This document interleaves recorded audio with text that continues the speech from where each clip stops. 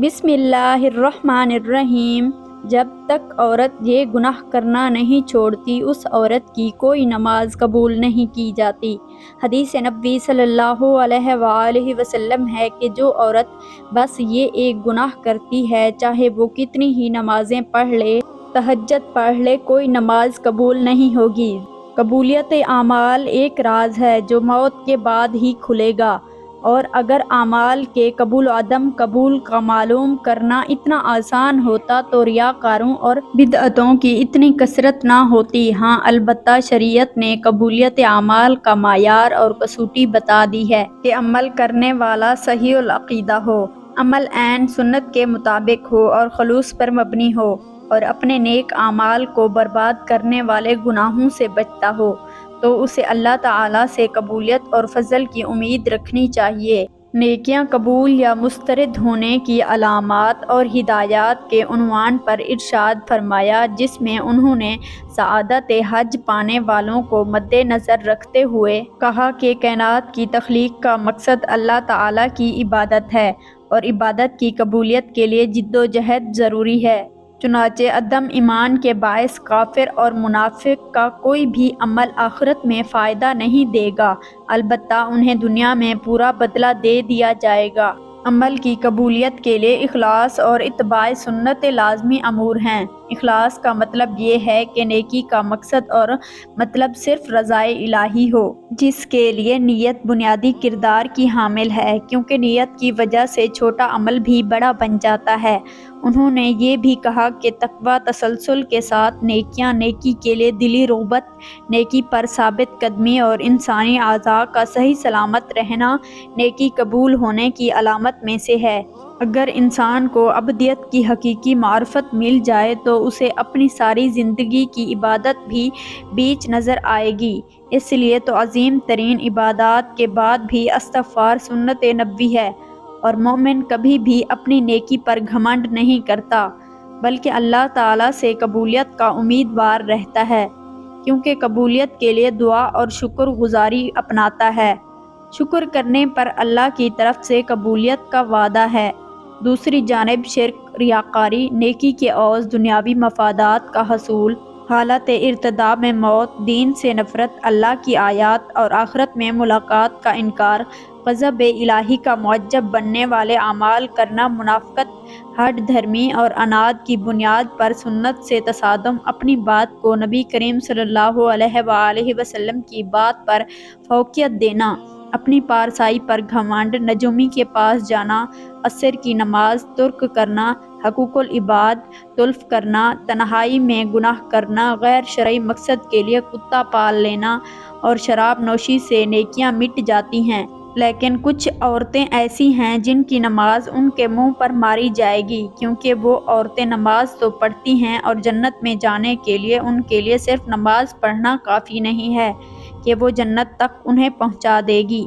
کیونکہ دو ایسی عورتیں جو نماز خوب پڑھتی ہیں، خوب روزے رکھتی ہیں، ایک روزہ نہیں چھوڑتی، لیکن ان کی نماز کا کوئی فائدہ نہیں ہے، اور ان کی نماز ان کو جہنم کی آگ سے نہیں بچا سکتی، کیونکہ وہ ایسی نیکیوں کے ساتھ ایسے گناہ کرتی ہیں جو ان کے گناہ ان کو جہنم میں لے کر جائیں گے۔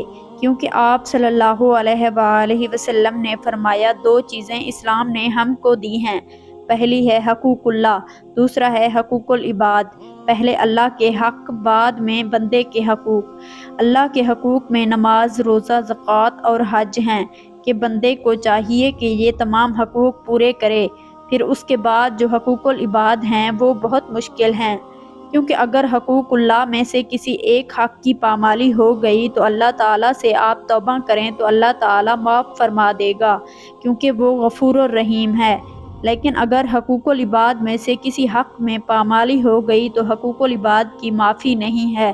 ناظرین، اب ہم ان عورتوں کے بارے میں بتاتے ہیں جن کی نماز یا کوئی بھی نیکی قبول نہیں ہوتی۔ رسول اکرم صلی اللہ علیہ وآلہ وسلم نے یہ بات بھی بتائی ہے کہ جب تک سر پر دوپٹہ نہیں ہے اس کی نماز نہیں ہوتی، اور آپ نے یہ بھی فرمایا ہے جو اپنے بالوں کو نہیں ڈھانپتی اس کی نماز قبول نہیں ہوتی۔ رسول اللہ نے یہ بھی فرما دیا کہ اگر کوئی عورت مسجد میں جاتی ہے عطر اور خوشبو لگا کر جب تک وہ غسل نہیں کر لیتی اس کی بھی نماز قبول نہیں ہوتی۔ اس لیے فرمایا اے عورتوں کی جماعت تم میں سے کوئی مسجد میں جانا چاہے تو خوشبو لگا کر نہ جائے جب تک یہ غسل نہ کر لیتی، یہ نماز یا عبادت قابل قبول نہیں۔ خاوند کی نافرمانی کرنے والی حدیث کے الفاظ ہیں 3 ایسے لوگ ہیں ان کی نماز قبول ہونا تو دور کی بات ہے کانوں سے بھی اوپر نہیں جاتی۔ غلام مالک کی اجازت کے بغیر دوڑ گیا، اگر وہ جا کر تہجد بھی پڑھے گا لیکن اس کی کوئی بھی نماز یا عبادت قبول نہیں ہوگی۔ اگر عورت جو اپنے خاوند کو ناراض کر کے رات گزارتی ہے اس کی بھی نماز قبول نہیں کی جاتی۔ اور ایسا انسان جو لوگوں کو نماز تو پڑھاتا ہے لیکن لوگ اس کی امامت پر خوش نہیں ہیں، پسند نہیں کرتے، شرط یہ ہے کہ کوئی شرعی سبب ہو، ویسے مزاج کی بات نہ ہو۔ ایسا انسان اگر کسی سبب کی وجہ سے لوگ اسے پسند نہیں کرتے تو ایسے انسان کی نماز بھی قبول نہیں ہوتی۔ حضرت ابو ہریرہ سے روایت ہے کہ آپ صلی اللہ علیہ وآلہ وسلم نے فرمایا 3 لوگوں کی نماز قبول نہیں ہوتی۔ بھاگے ہوئے غلام کی جب تک کہ اپنے مولا کے پاس نہ آ جائے اور ان کے ہاتھ میں اپنا ہاتھ نہ دے دے۔ ایسی عورت جس سے اس کا شوہر ناراض ہو۔ نمبر 3 مست شرابی کی جب تک شراب کا اثر ختم نہ ہو جائے۔ مرد عورت کا نگران ہے اور عورت اس کے ماتحت ہے۔ خدا کے بعد عورت کے لیے شوہر ہی ہے۔ والدین کے حق پر شوہر کا حق غالب ہو گیا ہے۔ اگر مذہب میں کسی کو سجدے کی اجازت ہوتی تو عورت کو ہوتی کہ وہ شوہر کو سجدہ کرے۔ حدیث پاک صلی اللہ علیہ وآلہ وسلم میں ہے کہ عورت کے لیے اس کا شوہر جنت یا جہنم ہے، کیونکہ اس کے حق کو ادا کر کے جنت پا سکتی ہے۔ جس کا اتنا بڑا حق ہو بھلا اسے ناراض کیسے کیا جا سکتا ہے؟ پھر خدا نے جسے رفیق حیات بنایا ہے، زندگی بھر کا ساتھی اور معاون بنایا ہے، دنیا میں جس کے بغیر گزارا نہیں، اسے کیسے ناراض رکھا جا سکتا ہے؟ اس لیے اگر شوہر ناراض ہو جائے تو اسے راضی کرنے کی کوشش کرنی چاہیے، کیونکہ اس کے بغیر دنیا آخرت میں نقصان ہے۔ حضرت عائشہ رضی اللہ عنہا کی روایت ہے کہ نبی کریم صلی اللہ علیہ وآلہ وسلم نے فرمایا بالغہ عورت کی نماز سر ڈھانپے بغیر قبول نہیں ہوتی۔ اس حدیث میں نماز کے دوران سر ڈھانپنے کا حکم ہے، کیونکہ اگر عورت دوران نماز سر نہ ڈھانپے تو اس کی نماز نہیں ہوتی۔ عورت کو نماز میں ہاتھ، پاؤں اور چہرے کے علاوہ باقی سارا بدن ڈھکنا ضروری ہے، سینہ بند ضروری نہیں۔ ایسے باریک کپڑوں میں جن سے بدن جھلکے نماز نہیں ہوتی۔ جو کپڑے ایسے باریک ہوں کہ ان کے اندر سے بدن نظر آئے ان سے بھی نماز نہیں ہوتی۔ نماز کے لیے دوپٹہ موٹا استعمال کرنا چاہیے۔ چہرہ، دونوں ہاتھ گھٹنوں تک اور دونوں پاؤں ٹخنوں تک، ان 3 اعضاء کے علاوہ نماز میں پورا بدن ڈھکنا عورت کے لیے نماز کے صحیح ہونے کی شرط ہے، اس کے بغیر نماز نہیں ہوگی۔ خواتین کا یہ کہنا ہے کہ جب بندوں سے پردہ نہیں تو خدا سے کیا پردہ، بالکل غلط ہے۔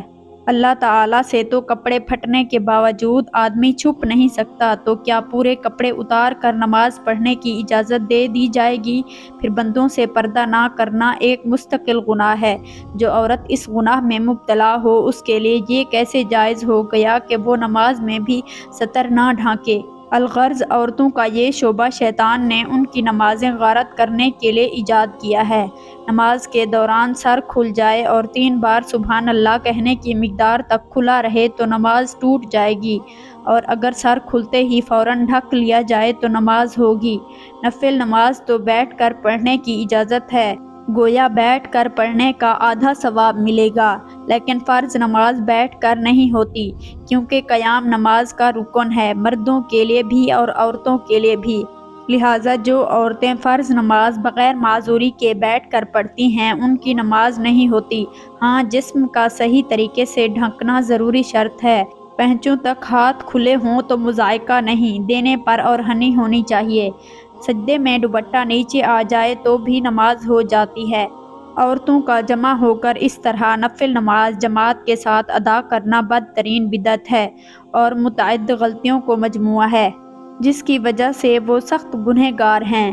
اور نیل پالش اور آدھی آستین والی عورتوں کی تو انفرادی نماز بھی نہیں ہوتی۔ فجر کی نماز تو عورتوں کو اول وقت میں پڑھنا افضل ہے اور دوسری نمازیں مسجد کی نماز کے بعد پڑھنا افضل ہے۔ جمعہ، جماعت اور عیدیں کی نمازیں عورتوں کے ذمہ نہیں ہیں۔ حضور صلی اللہ علیہ وآلہ وسلم کا بابرکت زمانہ چونکہ شر فساد سے خالی تھا، ادھر عورتوں کو حضور صلی اللہ علیہ وآلہ وسلم سے احکام سیکھنے کی ضرورت تھی، اس لیے عورتوں کو مساجد میں حاضری کی اجازت تھی، اور اس میں بھی یہ قیود تھی کہ باپردہ ہو جائیں، میلی کچیلی جائیں، زینت نہ لگائیں۔ اس کے باوجود عورتوں کو ترغیب دی جاتی تھی کہ وہ اپنے گھروں میں نمازیں پڑھیں۔ چنانچہ حضرت عبداللہ بن عمر رضی اللہ عنہ سے روایت ہے کہ حضور صلی اللہ علیہ وآلہ وسلم نے فرمایا، اپنی عورتوں کو مسجد سے نہ روکو، اور ان کے گھر ان کے لیے زیادہ بہتر ہے۔ حضرت عبداللہ بن مسعود رضی اللہ عنہ سے روایت ہے کہ رسول صلی اللہ علیہ وآلہ وسلم نے فرمایا، عورت کا اپنے کمرے میں نماز پڑھنا اپنے گھر کی چار دیواری میں نماز پڑھنے سے بہتر ہے، اور اس کا پچھلے کمرے میں نماز پڑھنا اگلے کمرے میں نماز پڑھنے سے بہتر ہے۔ مسند احمد میں حضرت ام حمید سعدیہ رضی اللہ عنہا سے مروی ہے کہ انہوں نے عرض کیا، یا رسول اللہ، میں آپ کے ساتھ نماز پڑھنا پسند کرتی ہوں۔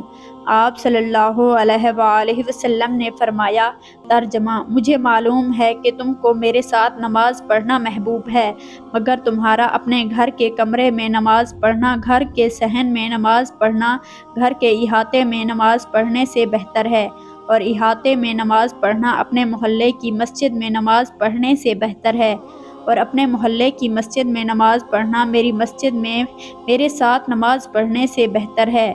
راوی کہتے ہیں کہ حضرت ام حمید رضی اللہ عنہا نے یہ ارشاد سن کر اپنے گھر کے لوگوں کو حکم دیا کہ گھر کے سب سے دور اور تاریک ترین کونے میں ان کے لیے نماز کی جگہ بنا دی جائے۔ چنانچہ ان کی ہدایت کے مطابق جگہ بنا دی گئی، اور اسی جگہ نماز پڑھا کرتی تھی، یہاں تک کہ اللہ تعالیٰ سے جا ملی۔ یہ تو حضور صلی اللہ علیہ وآلہ وسلم کے دور سعادت کی بات تھی، لیکن بعد میں جب عورتوں نے ان قیود میں کوتاہی کرنا شروع کر دی جن کے ساتھ ان کو مسجد میں جانے کی اجازت دی گئی، تو فقہائے امت نے ان کے جانے کو مکروہ قرار دیا۔ ام المؤمنین حضرت عائشہ صدیقہ رضی اللہ عنہا کا ارشاد ہے، ترجمہ: عورتوں نے جو نئی روش اختیار کر لی ہے، اگر رسول صلی اللہ علیہ وآلہ وسلم اس کو دیکھ لیتے تو عورتوں کو مسجد سے روک دیتے، جس طرح بنی اسرائیل کی عورتوں کو روک دیا گیا تھا۔ حضرت ام المؤمنین رضی اللہ عنہا کا ارشاد ہے کہ ان کے زمانے کی عورتوں کے بارے میں ہے، اسی سے اندازہ کیا جا سکتا ہے کہ ہمارے زمانے کی عورتوں کا کیا حال ہوگا۔ خلاصہ یہ کہ شریعت نہیں بدلی، اور حضور صلی اللہ علیہ وآلہ وسلم کے بعد کسی کو شریعت کے بدلنے کا اختیار نہیں، لیکن جن شرائط کو ملحوظ رکھتے ہوئے حضور نے عورتوں کو مسجد میں جانے کی اجازت دی، جب عورتوں نے ان شرائط کو ملحوظ نہیں رکھا تو اجازت بھی باقی نہیں رہے گی۔ اس بنا پر فقہائے امت نے، جو در حقیقت حکمائے امت ہیں، عورتوں کی مسجد میں حاضری کو مکروہ قرار دیا، گویا یہ چیز اپنی اصل کے اعتبار سے جائز ہے، مگر کسی عارضے کی وجہ سے ممنوع ہو گئی ہے۔ اور اس کی مثال ایسی ہے کہ دبا کے زمانے میں کوئی طبیب امرود کھانے سے منع کر دے، اب اس کے معنی یہ نہیں کہ اس نے شریعت کے حلال و حرام کو تبدیل کر دیا، بلکہ یہ مطلب ہے کہ ایک چیز جو جائز و حلال ہے، وہ ایک خاص موسم اور ماحول کے لحاظ سے مضر صحت ہے، اسی لیے اس سے منع کیا جاتا ہے۔